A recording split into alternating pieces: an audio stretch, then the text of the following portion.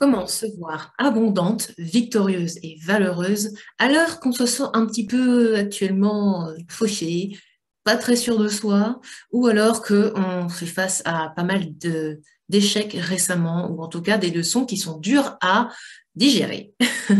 Bienvenue, bienvenue sur cette vidéo. J'adore provoquer un petit peu le mental pour vous aider à sortir de votre zone de confort. Bienvenue si tu ne me connais pas, je suis Chiyo Sakamoto, coach de l'empouvoirment et de l'énergie féminine. J'aide les femmes qui sont entrepreneuses et passionnées à se déployer avec confiance, magnétisme et assurance dans leur activité pour magnétiser plus d'opportunités, de partenaires qui vont les soutenir dans la croissance de leur entreprise et évidemment également des clients qui sont alignés avec l'essence de leur business. Alors aujourd'hui, on voit en quoi justement on peut s'inspirer de la déesse Nike, la déesse de la victoire, de l'ambition et de la reconnaissance de la valeur personnelle pour nous aider à débloquer la situation quand on se sent un petit peu dans le manque, on va dire. Okay. Comment créer plus d'abondance, comment générer plus de magnétisme, comment se sentir puissante, alors que tout autour de nous nous fait croire le contraire. La première étape, c'est de faire une liste. Faire une liste de ce que l'on a déjà. Faire la liste des victoires que l'on a vécues dans ces dernières années. Alors oui, n'hésite pas à faire une pause dans cette vidéo, à prendre ton papier et ton crayon et à noter tout de suite une colonne pour tes victoires. Tu peux même remonter à plusieurs années en arrière si tu le souhaites, mais la question que j'ai pour toi aujourd'hui, c'est est-ce que tu as déjà célébré toutes les victoires que tu as vécues? Une victoire, ça peut être quoi? Ça peut être d'avoir justement attiré et démarré un nouveau contrat avec un nouveau client, tout simplement. Il n'y a pas de petite ou de grande victoire. Une victoire, ça peut être aussi, oh, j'ai passé mon certificat il y a 2 ans et donc je le célèbre parce que ça a été du taf, ça a été des moments d'études, ça a été peut-être un concours, un examen à passer, etc., etc. Et donc, je le célèbre comme une victoire. Parce que qu'est-ce qui se passe? On a tendance à diminuer tout ce qui nous arrive, ok? Oui, mais ça c'est normal parce que de toute façon, j'avais investi là-dedans, c'était une formation et donc c'est normal d'avoir ce diplôme, ok? On veut rester humble dans la vie et du coup, le fait de ne pas célébrer nos victoires, c'est quelque chose qui s'inscrit au fur et à mesure du temps un peu malgré nous. Sauf que le fait de ne pas reconnaître finalement et d'honorer ces victoires, eh bien, ça nous empêche du coup de appliquer l'énergie de la gratitude, l'énergie de je suis dans l'abondance de victoire, dans l'abondance de réussite, ok? Et du coup, ça nous donne envie d'aller toujours plus vite que la musique, d'aller plus loin, d'aller chercher à l'extérieur quelque chose que nous, on n'a pas. Lorsqu'on ne célèbre pas ses victoires, eh bien, on commence aussi à se comparer. Oh là là, mais moi, ça fait X temps que je suis en activité, donc je devrais être comme elle qui a XXX clients et puis XXX abonnés sur YouTube, sur Instagram, sur etc. Point, point. Et donc, on commence à voir que nos chiffres sont pas bons, notre système est bizarre, elle a ci, elle a ça, oh, puis elle est jolie, et puis elle a ça, elle est plus mince, elle est plus grosse, elle est plus ci, elle est plus blonde, elle est plus brune. Bref, on commence à avoir un système un petit peu erroné quand même, et ça génère de l'envie, de la jalousie et surtout de la diminution personnelle. Okay. Donc, célébrer tes victoires, célébrer et être en gratitude pour ce que tu as est déjà enclencheur de plus de bien-être. Tu n'as pas besoin d'être plus. Si, tu as besoin d'être plus toi, en fait, littéralement. D'être vraiment ancré dans ta valeur, dans la conviction profonde que, justement, tu as tout ce qu'il faut pour réussir. OK? Donc, point numéro 2, colonne numéro 2. En quoi est-ce que ce que tu as entre les mains, c'est déjà de l'or? En quoi est-ce que tu es déjà super compétente et que tu aides tes clients à avoir des résultats, si tu es coach consultant particulièrement?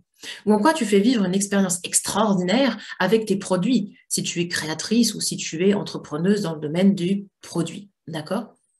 Avoir cette liste devant soi, avoir minimum 5 raisons pour lesquelles, en fait, finalement, ce que tu fais, c'est absolument génial. Et pas génial que pour toi, hein, pour ton portefeuille, tout ça, on s'en fout. Pour tes clients, c'est déjà, boum, super ouvrant, en pleine ouverture pour le cœur. Ça fait du bien et ça nous repositionne sur, oui, je peux trouver ma place. Oui, je peux faire la différence. Non, la concurrence, ça n'existe pas. C'est une information, mais j'ai ma particularité, j'ai quelque chose de personnel, j'ai ma vibration, j'ai ma façon de voir les choses et ça peut intéresser les gens. Ok. Deuxième élément, pour éviter de générer plus de manque, hein, parce que c'est comme ça, hein, lorsque l'on voit qu'on est dans la non-aisance financière, je vais appeler ça comme ça, et littéralement dans l'insécurité, ok, on est focus sur ce qui va mal. On a des factures qui arrivent, on a le frigo qui tombe en panne, et la voiture, je n'en parle même pas, et puis ci, et puis ça. Donc, je vais arrêter pour pas générer encore plus de chaos. Mais l'idée, c'est ça, c'est qu'on va réfléchir à tout ce qui va pas bien, attirant potentiellement peut-être d'autres situations rocambolesques du même genre.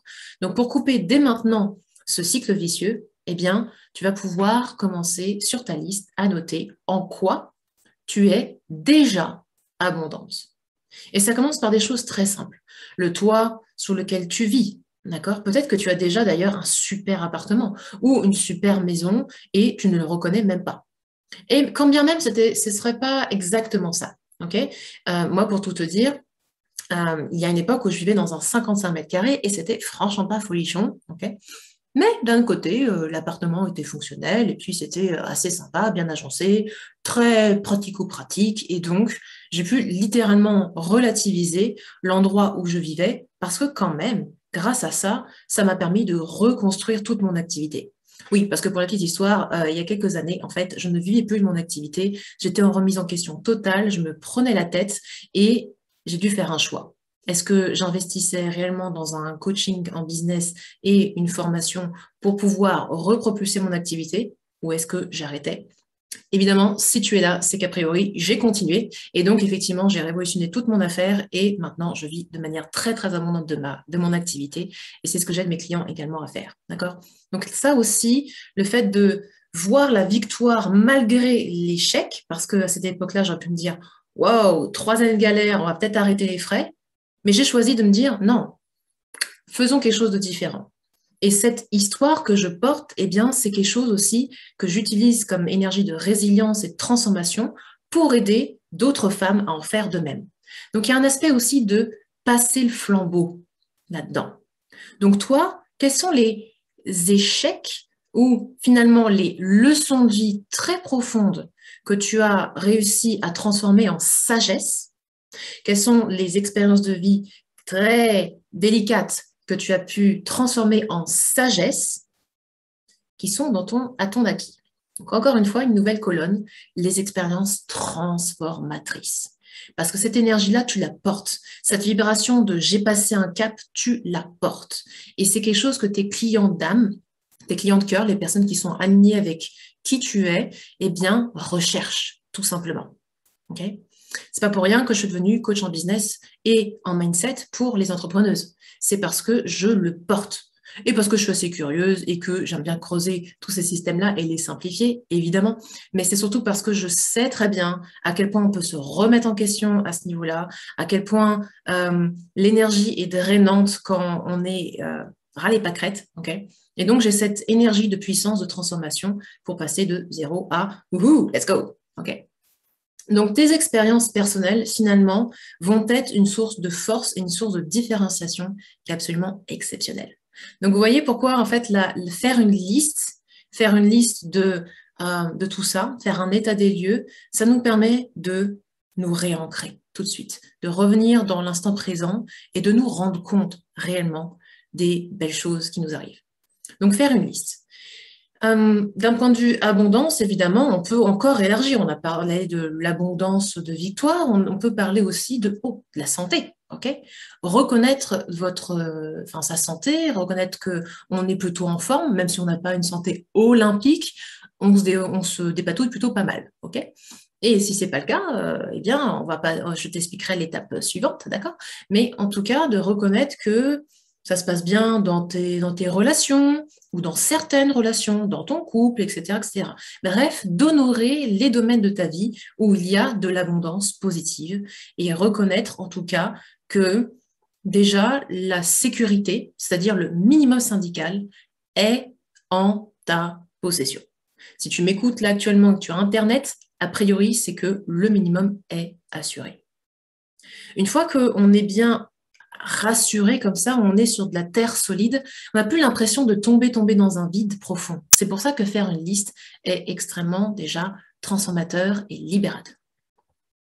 Étape numéro 2, eh bien là, on va commencer à changer son état d'esprit, changer de perspective. On a un petit peu commencé à le faire avec cette histoire, tu vois, où j'étais dans un 55 mètres carrés et puis je me suis dit, oh non, en fait, non, tout va bien. Et puis, je peux espérer construire mieux, d'accord? Changer son état d'esprit va nous aider à ressentir plus facilement que l'on est dans l'abondance. Changer son état d'esprit, ça peut déjà être, par exemple, de se positionner dans cet état d'abondance que l'on souhaite. L'exemple que j'adore donner, c'est pareil, eh bien, on a des bougies que l'on allume que pour des occasions spéciales, d'accord, des bougies de luxe, nanana, et puis on se dit, non, voilà, ça c'est réservé pour telle occasion, nanana. Eh bien, allume-les. Considère que tu es déjà dans cette occasion spéciale, dans cette opulence, dans cette abondance, donc allume-les.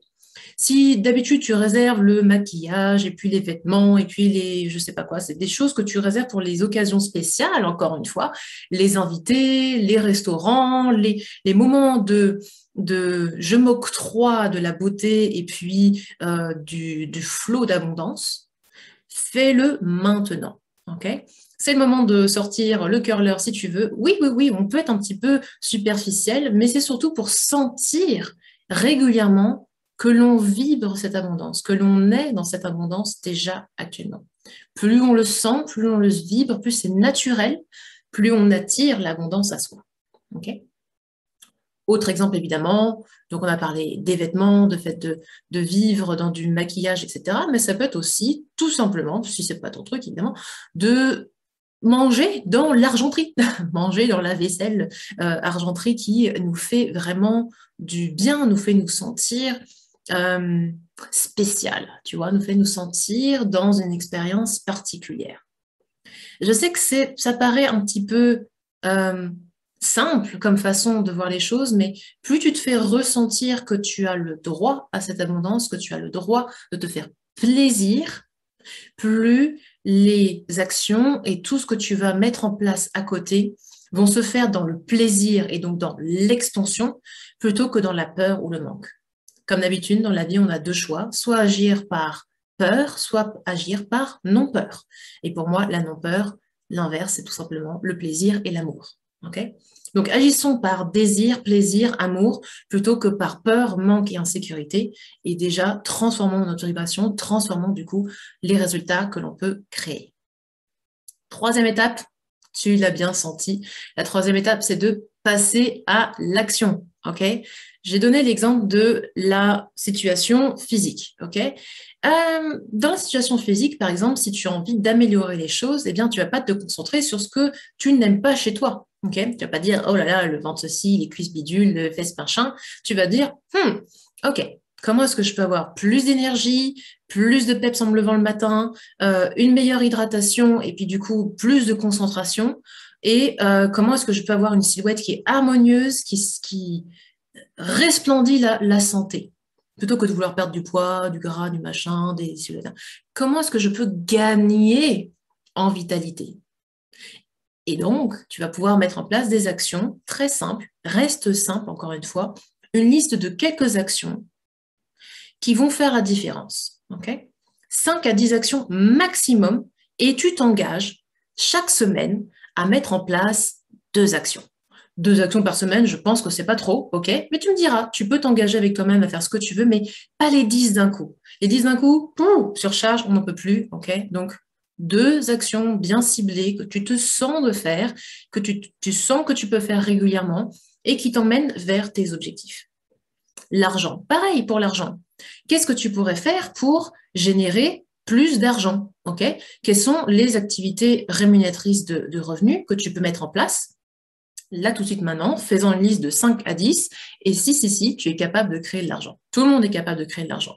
Et au pire du pire, tu peux vendre des choses. D'accord? Donc, on peut créer de l'argent, faire revenir de l'argent dans notre compte et surtout se dire qu'on sait le garder.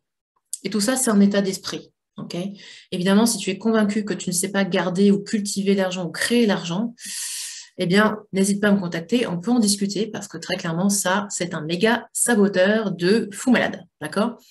Et tu l'as bien compris dans tout ce processus, en fait, tout est une question de perspective, état d'esprit et détection des saboteurs inconscients qui t'empêchent justement d'être dans cette énergie de croissance. Donc, identifie à chaque fois quels sont les schémas récurrents que tu reproduis.